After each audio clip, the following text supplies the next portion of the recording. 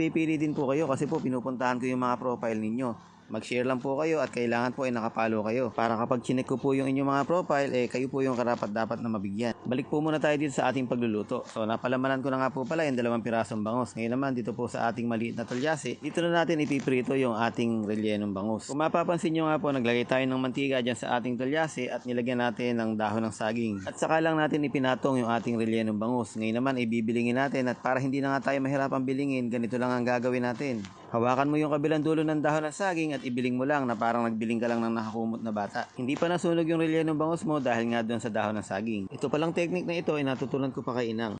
At kung maghahanap naman pala kayo ng giniling na baboy na nilagay ko dito sa ating relleno, kaya nga po budget meal lang, hindi na po tayo gagastos ng giniling. So ito na nga po yung ating ipagmamalaking rellenong bangus pagdating ng okasyon. Sana naman po ay nagustuhan ninyo at baka naman po pwedeng i-like o i-heart yung ating video at mag-comment na rin kayo kung taga saan kayo para naman sa susunod kayo po yung ating mabat.